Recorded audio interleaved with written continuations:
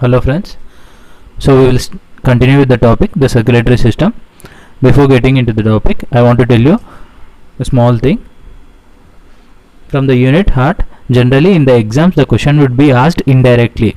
So if you doesn't have thorough understanding about the internal structure of heart and each and every part of the heart, you won't be able to answer the questions properly.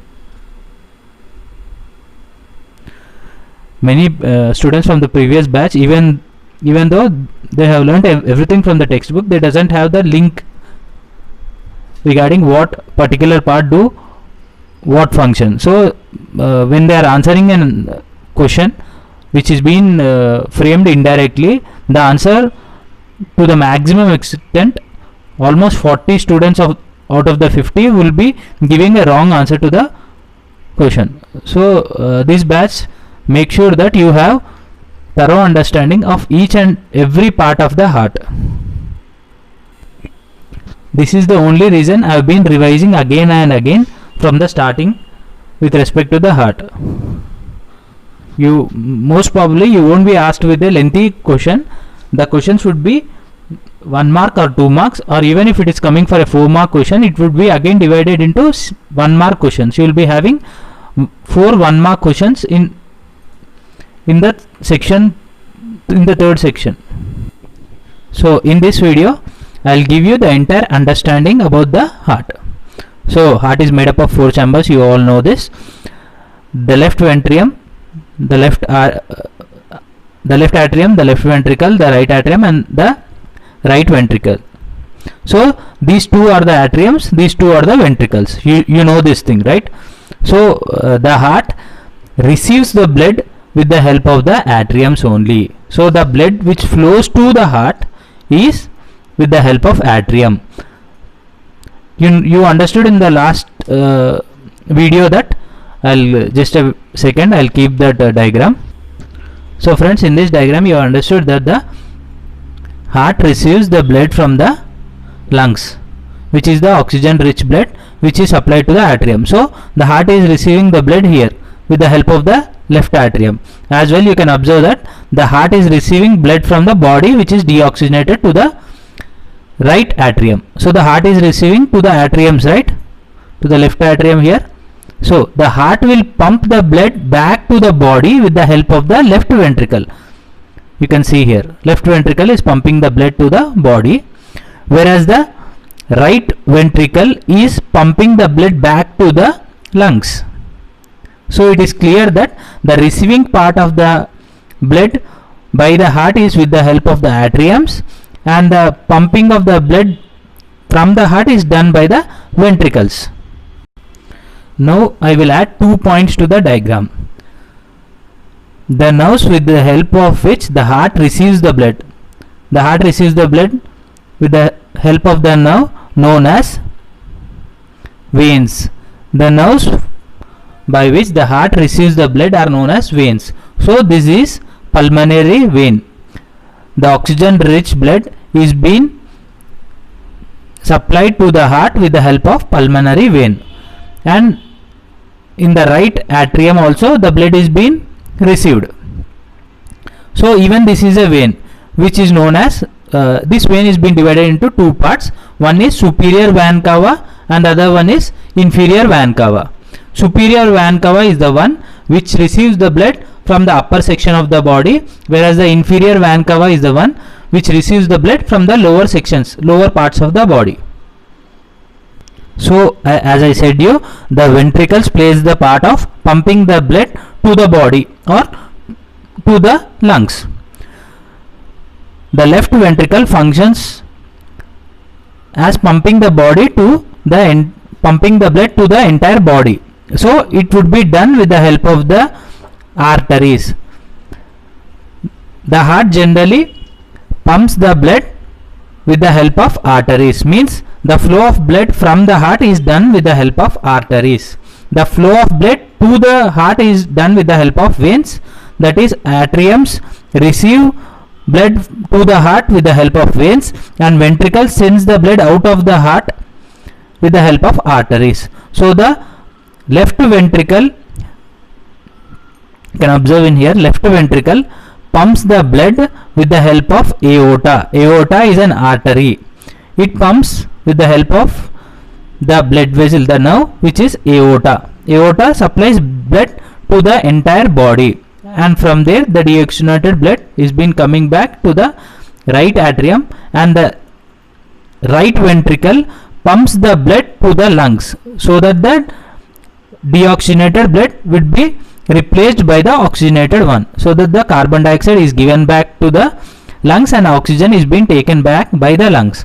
So the right ventricle supplies the blood to the lungs with the help of pulmonary artery. This is known as pulmonary artery. This is known as pulmonary vein. This is pulmonary artery, and this thing is aorta. Aorta it supplies oxygenated blood to the entire body, and this is super vena cava and inferior vena cava, superior vena cava and inferior vena cava. So friends, I took this diagram from your textbook for your easy understanding. You can look in here. The left atrium is being supplied by the oxygen and rich blood with the help of pulmonary veins. These are the pulmonary veins, and the blood flows from the left atrium to the left ventricle, and this is a valve kind of a structure which is being situated between left atrium and left ventricle. So what is the role of valve? Hope you know that the valves are generally present in the water tanks. So the role of the valve is to close the water tank in case of some repair has been happening in it. In the same way, there is a valve in between the left atrium and the left ventricle. So the blood flows from the lungs.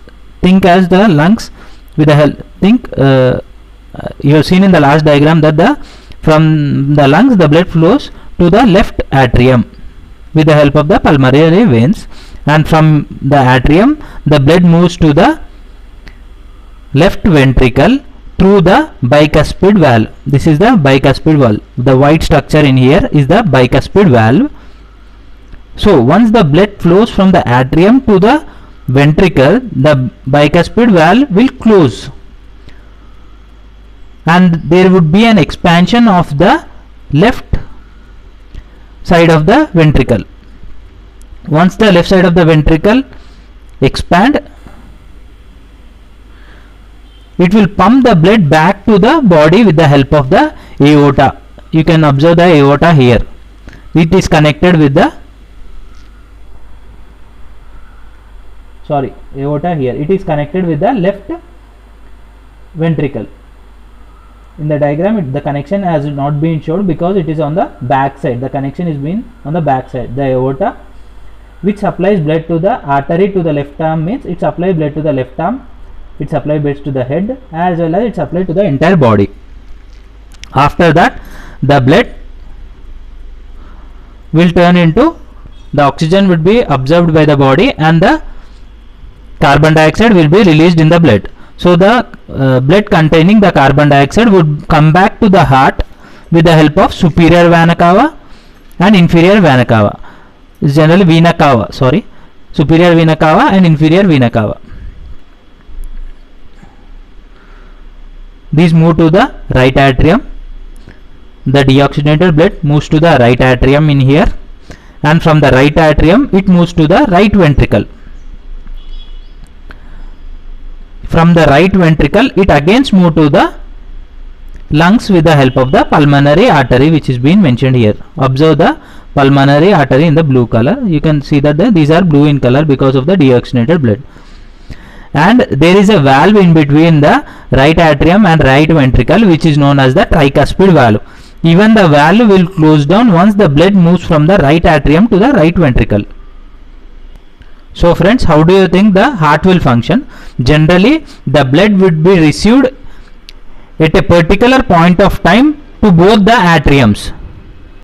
So both the atrium, left atrium as well as the right atrium, will receive the blood at the same time, and at the same time it would be pushed to the ventricles, and the both ventricles will expand and pump back the blood to the different parts of the human body as well as to the lungs. So atriums function at the same time as well as ventricle function at the same time. It's not the circulation doesn't happen at 4 time periods, that is it doesn't go in a circle. Both these atrium function together. Both these atrium will receive the blood and this will pump the blood to the ventricles, and both the ventricles will pump out the blood back to the entire body and to the lungs. In simple words, you can say that the atriums receive the blood at one point of time, and in the next, after the completion of the blood flow to the ventricles, it would be pumped out of the heart. So heart receives the blood at a particular point with the help of atrium, and it pumps back the blood out of the heart. In the next, after the completion of the first process, the second process will occur.